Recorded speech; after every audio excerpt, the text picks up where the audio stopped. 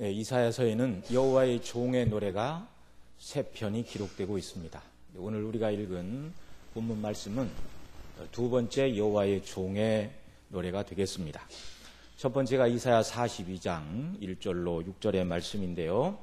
거기서는 이제 하나님께서 보내실 종, 그러니까 성부의 관점에서 내가 메시아를 보내서 나의 종을 보내서 어떤 일을 이룰 것이다. 성부의 관점에서 기록하고 있고, 오늘 우리가 읽은 대로 오늘 본문에서는 하나님이 보내실 종, 곧 메시아, 예수님께서 오셔서 어떤 일을 이루실까를 성자의 관점에서 말씀해 주고 있습니다.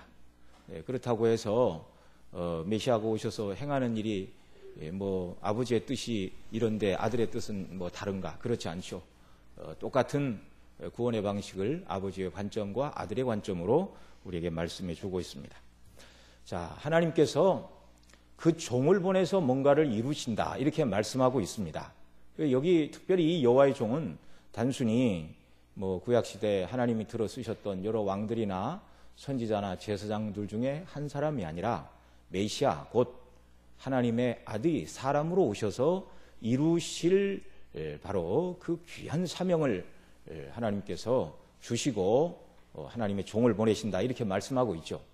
그러니까 사람으로서는 해결할 수 없는 뭔가 특별하고 중요한 문제가 있어서 하나님께서 그 아들을 하나님께서 명하신 일을 이루는 하나님의 종으로 보내신다, 이렇게 말씀하고 있는 것입니다. 자, 그러면 당시 이스라엘은 왜 여호와의 종이 필요했는가?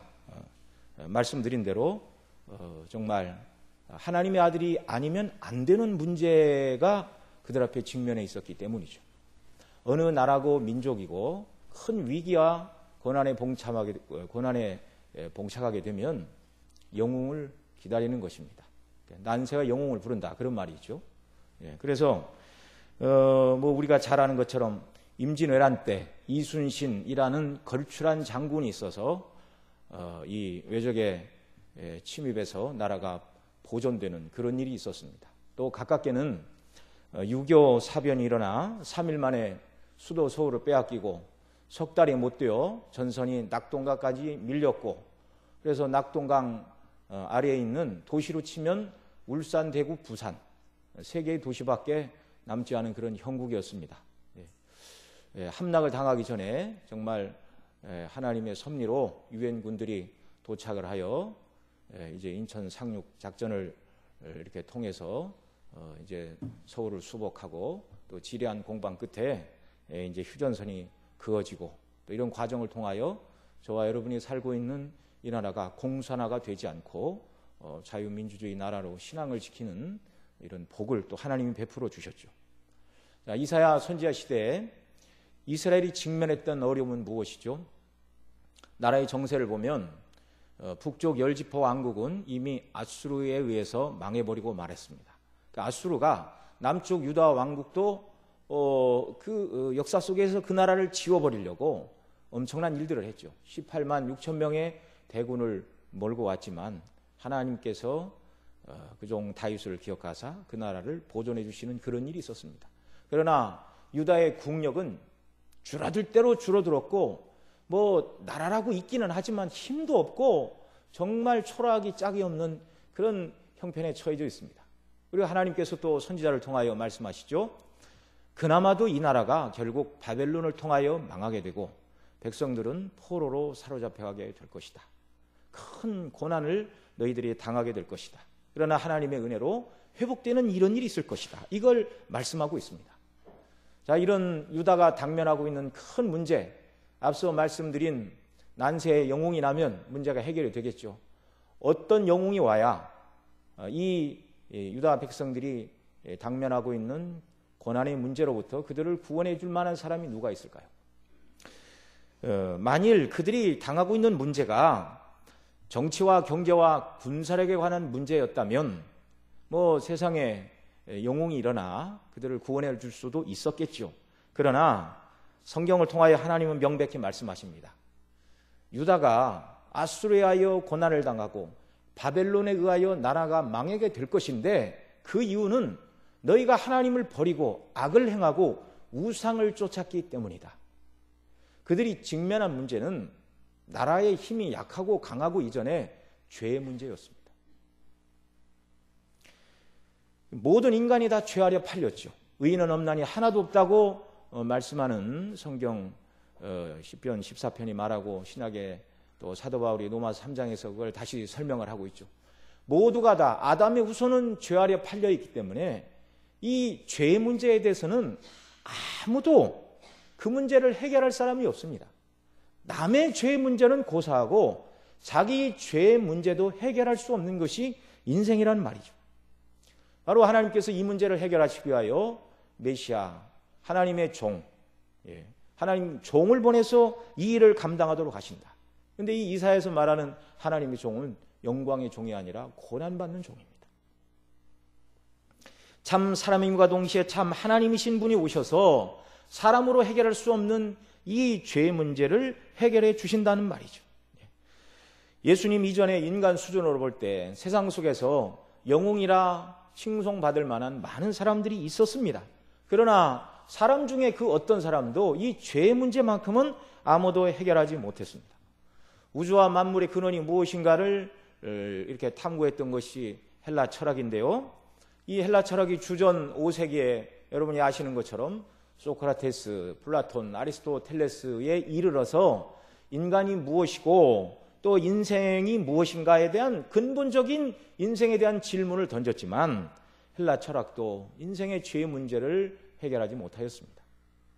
또 여러분 잘 아시는 대로 석가모니가 주전 563년에 이 땅에 왔습니다. 생로병사의 문제를 가지고 고민을 했죠. 왜 사람은 태어나고 늙고 병들고 죽어야만 하는가? 하나님을 떠난 인생이 스스로 이 문제의 질문을 던져봤자 답을 찾지만 오답일 뿐이죠. 심오한 철학의 체계일 수는 있지만 그것이 완전한 구원의 길은 되지 못하는 것입니다. 오직 하나님께서 보내신 메시아, 여호와의 종이신 예수님만이 아담과 하와가 선악과를 따먹고 범죄하여 영원히 하나님의 진노와 저주 아래 놓여있는 이 인생들, 죄의 문제, 저주의 문제를 해결하기 위하여 이 땅에 오신 오직 유일한 죄 문제의 해결자요 구원자라는 사실입니다. 유대인들에게 주신 율법조차도 구원의 길이 아니었습니다. 율법을 통하여 너희가 얼마나 하나님이 거룩하시고 거룩하신 하나님 앞에서 너희가 죄인인가를 깨달아 알라. 그리고 하나님께서 주신 속죄의 방편인 성전의 제사 제도를 통하여 너희가 얼마나 죄인임을 깨닫고 그리고 그 속죄의 제사들이 예표하는 바 앞으로 오실 메시아 곧 그리스도께서 흘리실 보혈의 피로만 죄사함을 받는다는 것을 깨달아야 안다. 깨달아 알아야 한다. 바로 그 예수님을 믿는 믿음으로 구약의 백성들도 구원을 받았던 것이죠. 오늘 본문에서 메시아의 사명이 무엇인가? 메시아의 관점에서 우리에게 말씀해 주고 있는데요. 우리 1절 말씀 함께 같이 읽겠습니다. 섬들아 나를 들으라. 원방 백성들아 귀를 기울이라. 여호와께서 내가 태에서 나옴으로부터 나를 부르셨고 내가 어미의 복중에서 나옴으로부터 내 이름을 말씀하셨으며. 섬들아 이렇게 시작을 하는데요.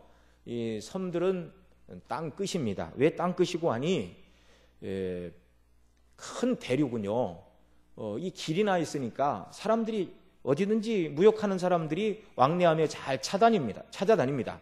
그런데 섬은 사람이 많이 거하는 섬이라면 뭐 이 사람도 가고 저 사람도 가고 그러지만 그런데 사람이 얼마 살지 않는 자그마한 섬, 외딴 섬은요 산느니가 별로 없는 법입니다.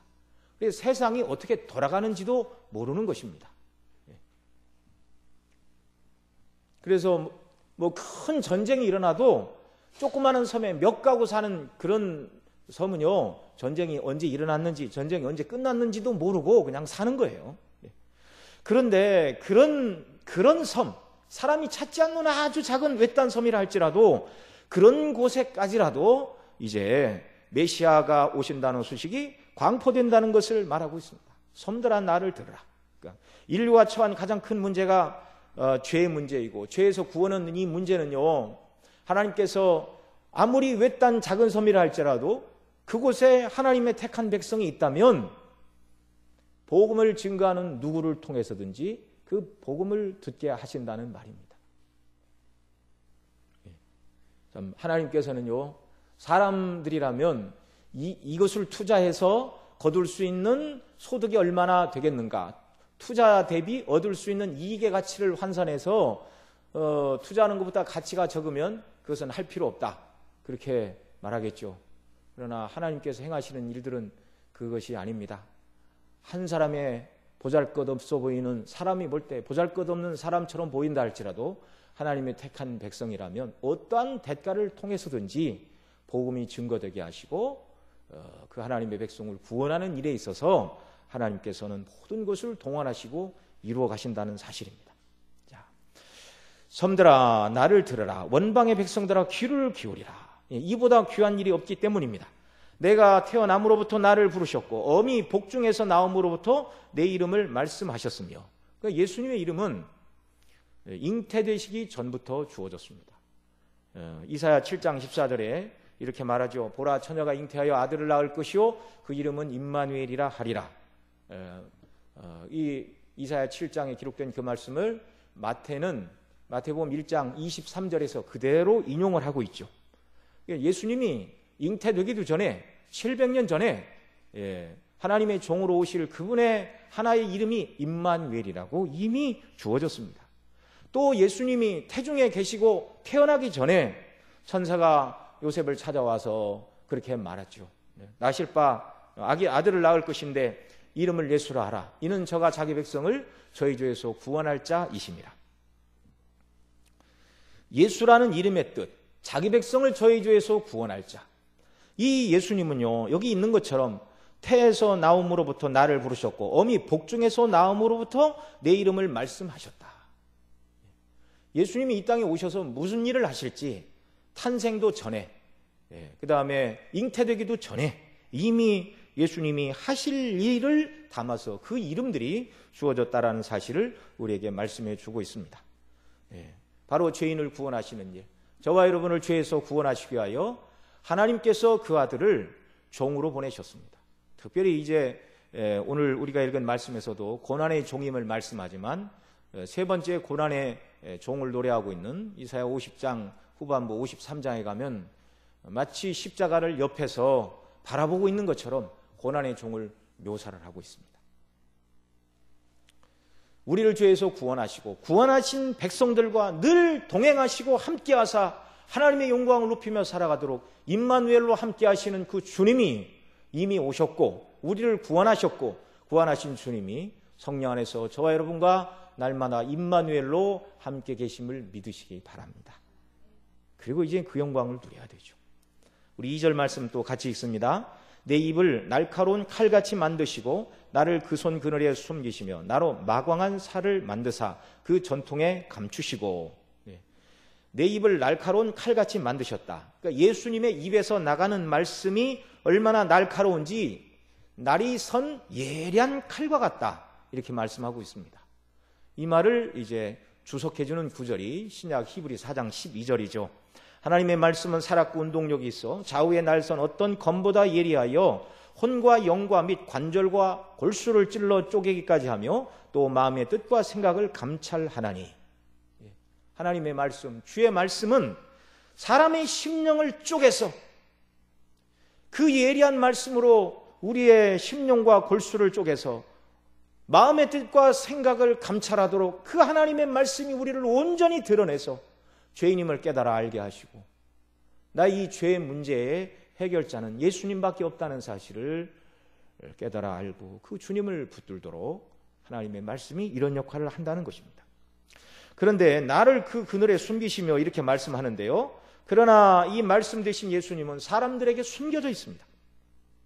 성령께서 이 말씀을 사용하실 때, 그래서 사도 바울은 하나님의 말씀을 성령의 검이다 이렇게 말하고 있죠. 성령께서 사용하시는 검입니다. 성령께서 이 말씀을 가지고 죄인의 심령에 적용하실 때 죄인이 죄를 깨닫고 회개하고 중생하고 예수님을 믿는 역사가 일어난 것이죠. 예수님 믿는 사람 심령 속에는 성령께서 이 말씀을 가지시고 이미 어떤 종류의 작업을 다 행하셨습니다. 그런 사람들이 그리스도인입니다. 만일 예수님의 말씀을 듣고도 회개하지 않는다면 이 성령의 역사가 그 마음에 일어나지 않은 것이죠. 이런 자들은 망한 자들입니다. 실제로 그런 자들이 있죠. 예수님의 말씀을 직접 들었음에도 불구하고 회개하지 않는 자들이 있었습니다. 예수님 당시 대제사장, 또 본디오 빌라도, 가룟 유다, 수많은 바리새인들과 서기관들이 그들이었습니다. 주의 말씀과 행하시는 일들을 보고 마음이 찔렸지만 회개하지 않았습니다. 예수님께서 귀신을 쫓아내고 병든 자를 고치시는 이 일을 보고 바리새인들이 하는 말이 무엇이었죠? 귀신의 왕 바알세불이 집혀서 저와 같은 능력을 행한다. 그때 주님이 말씀하시죠. 이 중상모략을 들으셨습니다. 정말 억울한 소리를 들으면 참 우리가 어떻게 참겠습니까? 보통 경우에 이런 억울한 소리 들으면 저와 여러분 같으면 펄펄 뛰죠. 주님은 말씀으로 다 하십니다. 스스로 분쟁하는 나라마다 황폐해지고 스스로 분쟁하는 동네나 집마다 서지 못하리라. 만일 사단이 사단을 쫓아내면 스스로 분쟁하는 것이니 그리하고서야 저의 나라가 어찌 서겠느냐. 내가 바알세불을 힘입어 귀신을 쫓아내는 것이면 너희 아들들은 누구를 힘입어 쫓아내는 것이냐. 그러므로 저희가 곧 귀신을 쫓아내는 당시 유대인들의 무리 속에 있던 하나님의 도우심과 능력을 경험한 사람들을 말하죠. 저희가 너희의 재판관이 되리라. 이렇게 말씀해 주셨습니다. 예수님의 행하시는 말씀과 예수님의 행하시는 표적, 기사 모든 것이 하나님께로부터 오신 분이라는 것이 부인할 수 없는 사실임에도 불구하고 부인하는 자들, 그들이 망하는 자들입니다. 그게 바로 성령 회방죄입니다. 사도행전 7장에 보면 스데반의 설교가 기록되고 있죠. 그 설교를 쭉 듣던 유대인들이 마음이 찔렸습니다. 베드로의 설교를 듣던 사람들은 마음이 찔리자 형제들아 우리가 어찌할꼬 그렇게 애통할 때 회개하고 예수님을 믿어 구원을 받으라. 베드로가 그렇게 말하죠.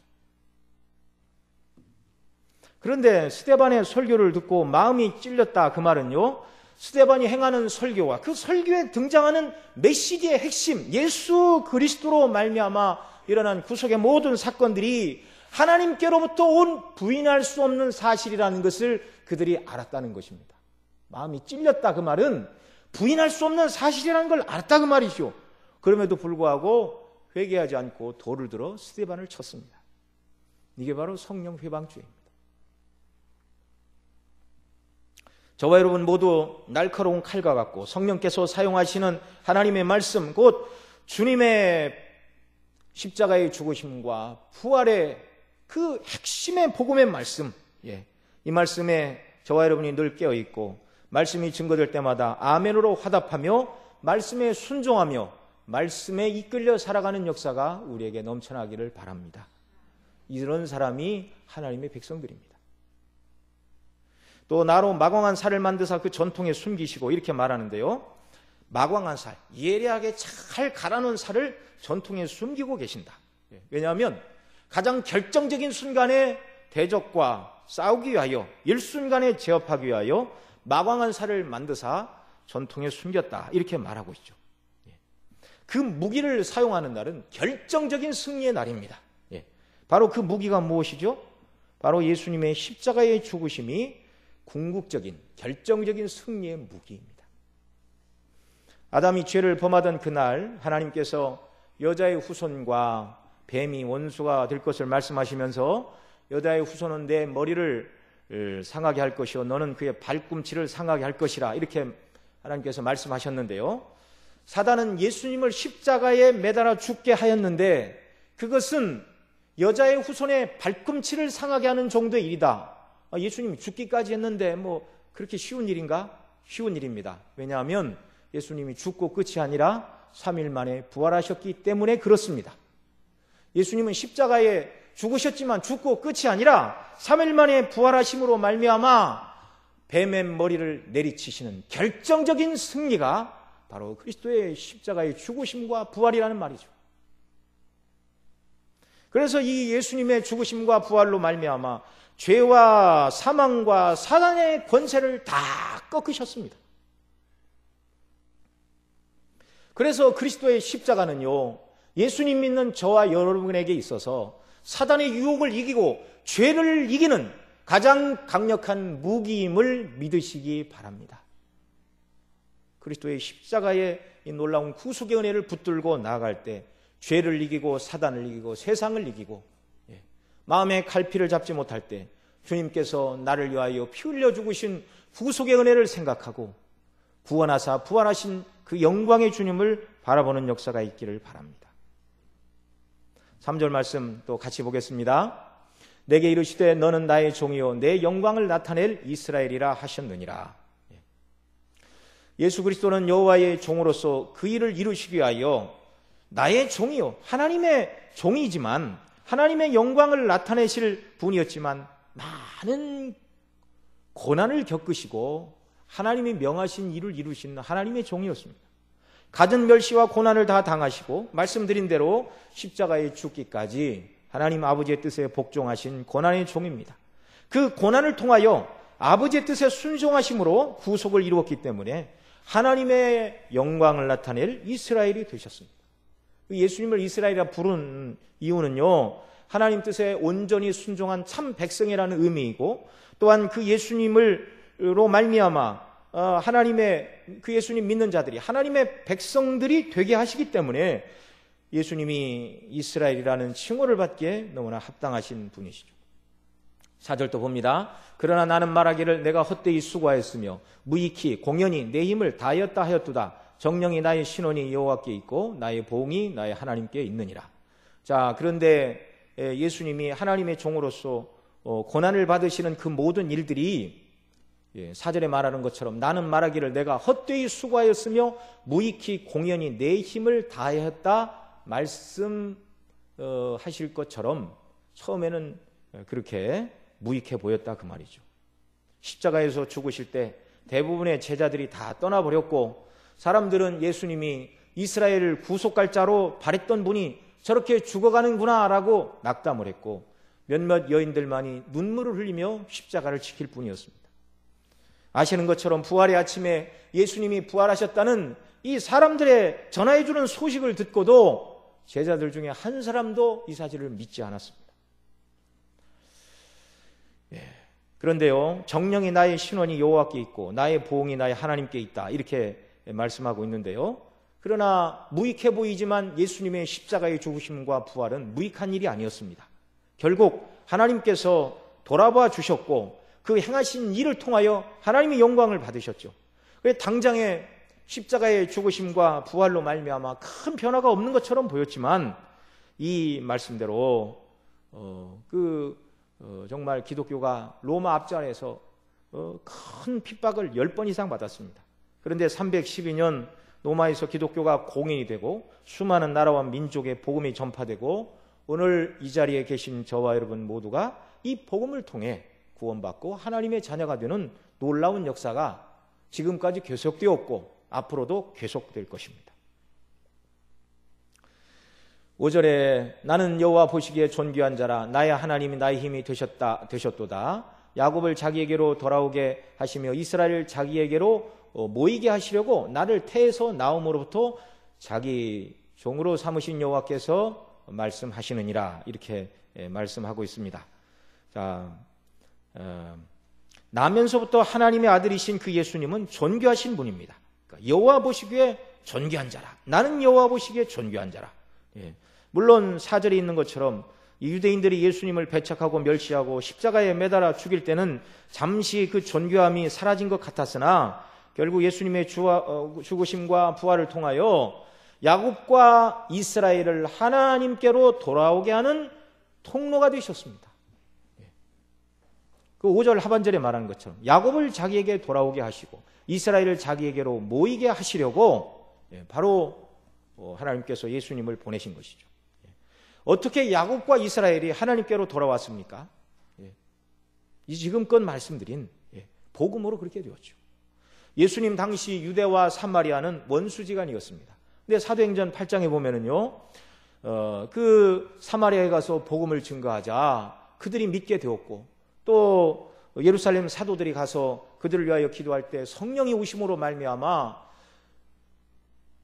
왕래하지 않고 서로 하나 되지 못했던 유대와 사마리아가 그리스도의 복음 안에서 하나가 되는 놀라운 역사가 있었습니다.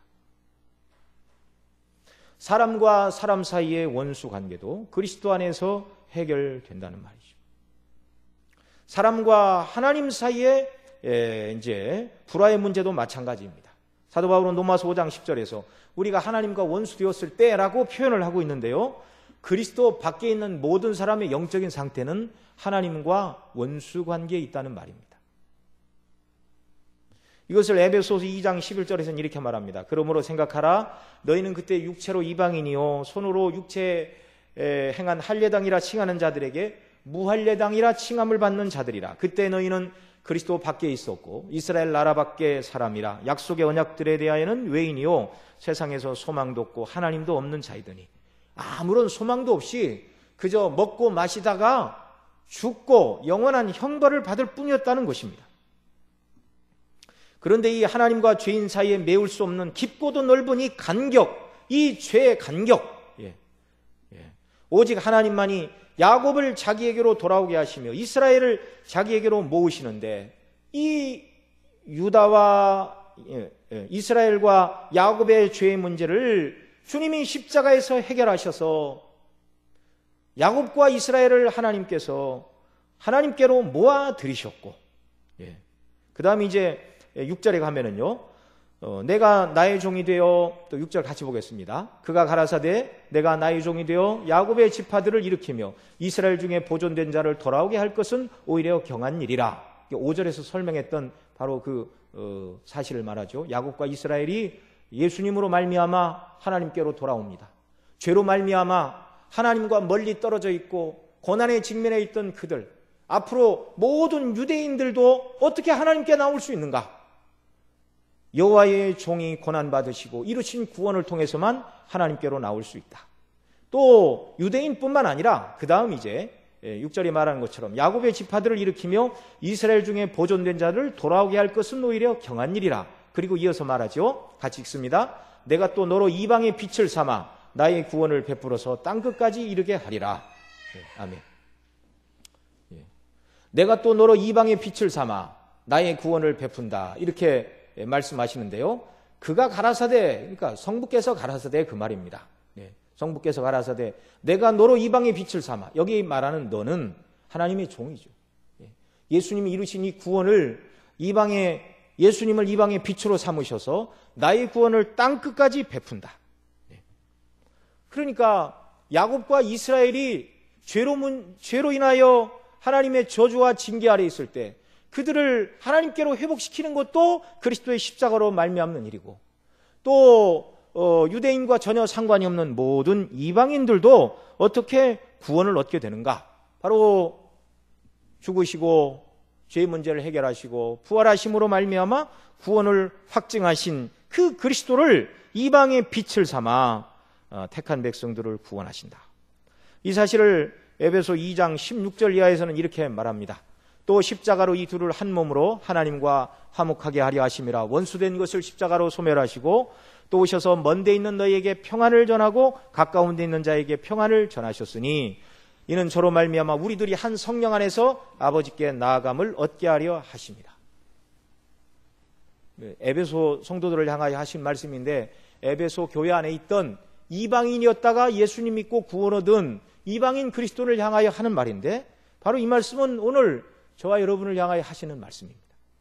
하나님과 원수되었고 하나님께 나갈 수 없는 자들이었는데 십자가로 말미암아 하나님께서 우리를 정말 성령님으로 말미암아 구원받고 하나님께 나아가 하나님을 아버지라 부르는 이 놀라운 은혜를 베풀어 주셨다.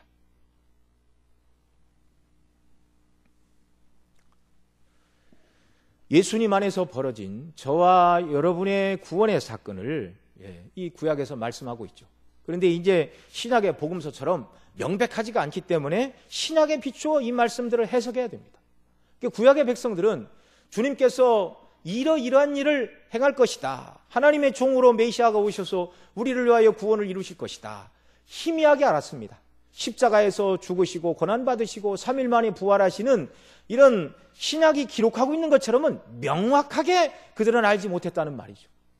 그런 의미에서 저와 여러분은 구약의 백성들보다 훨씬 더 밝은 복음의 빛 가운데 살고 있는 것이죠. 그러니 이 놀라운 은혜를 받은 저와 여러분은 이 구원이 얼마나 영광스럽고 위대한가를 날마다 바라보고 되새기는 이런 일이 우리에게 있어야 되는 것이죠. 7절 보겠습니다. 이스라엘의 구속자, 이스라엘의 거룩한 자이신 여호와께서, 여기 말할 것도 없이 이스라엘의 구속자, 이스라엘의 거룩한 자는 누굽니까? 바로 그 이어서 말하는 여호와 하나님 성부이십니다. 자, 여호와께서 사람들에게 멸시를 당하는 자, 이분은 누구지요? 성자, 예수님입니다. 하나님의 종입니다. 사람에게 멸시를 당하는 자, 하나님의 종인데 사람의 종이 아닌데 예수님은 사람들에게 멸시를 당하셨어요. 또 백성들에게 미움을 받는 자, 관원들에게 종이 된 자에게 이르시되, 예수님이 본디오 빌라도 헤롯 왕 이 모든 사람들에게 신문을 당하시고 멸시를 당하지 않으셨습니까? 그들의 권세 아래 사형 판결을 받으시고 그들의 권세 아래 죽으셨습니다. 그러나 죽고 끝이 아니었죠. 자, 그렇게 사람들에게 멸시를 받는 고난의 종이셨지만 이제 그 뒤에 뭐라고 그러죠? 이르시되 너를 보고 열왕이 일어서며 방백이 경배하리니 이는 너를 택한 바 신실한 나 여호와 이스라엘의 거룩한 자를 인함이니라. 예수님이 멸시를 받고 미움을 받고 죽으시고 끝이 난 것 같지만 그렇지 않았죠. 부활하심으로 말미암아 하나님의 영광을 나타내셨고 결국 그 일로 말미암아 모든 이방의 군왕들이 예수님 앞에 무릎을 꿇게 된다, 이렇게 말씀하고 있습니다. 빌립보 2장에서 낮아지신 주님, 죽기까지 아버지 뜻에 순종하시고 복종하신 그 주님을 이제 하나님께서 어떻게 하셨는가를 말하죠. 죽은 자 가운데서 부활하셨고 승천하셨고 보좌 우편에 앉으셨을 뿐만 아니라, 그리고 이렇게 말합니다. 하늘에 있는 자들과 땅에 있는 자들과 땅 아래에 있는 자들로 모든 무릎을 예수의 이름에 꿇게 하시고, 저와 여러분을 위하여 낮은 자리에서 주님이 멸시천대를 받으셨으나 구속을 이루신 그 주님이 가장 높아지셨다는 것을 말씀해 주고 있습니다. 주님의 고난과 대속의 죽음은 무익한 것이 아니고 가장 영광스러운 구원을 이루었습니다. 저와 여러분을 하나님께로 돌아오게 하시려고 하나님의 아들이 종으로 오사 아버지 뜻에 순종하시고 고난받으시고 죽으셨지만 그것이 끝이 아니고 이 대속의 죽음 때문에 저와 여러분의 모든 죄에 대한 저주가 다 해결되고 죄값이 완전히 지불되었다는 사실입니다. 주님의 고난을 묵상하는 이 고난 주간에 저와 여러분은 우리를 위해 낮아지시고 고난의 종으로 오신 주님을 생각할 때, 그 주님의 고난과 십자가의 죽으심의 이 놀라운 정말 대속의 은혜를 우리가 생각할 때, 그 예수님으로 말미암아 죄사함 받고 구원받아 하나님의 자녀가 되었다는 이 놀라운 구원을 생각할 때, 그 주님을 위하여, 그 주님의 영광스러운 복음을 위하여 저와 여러분 모두가 주님처럼 낮은 자리, 험한 자리, 굳은 자리도 마다하지 말아야 된다는 것을 우리가 더 생각하게 되는 것입니다. 그렇게 할 때 결국 하나님께서 낮아지신 예수님을 높여주신 것처럼 저와 여러분을 통하여 영광을 받아주시고 정말 그리스도 예수의 날 구원의 은혜에 감사하여 정말 주를 위하여 섬기고 낮은 자리에서 주님을 높인 자들의 모든 눈물을 씻기시고 영광의 자리로 높여주시고 큰 영광으로 대갚아 주실 줄로 믿습니다. 기도하겠습니다.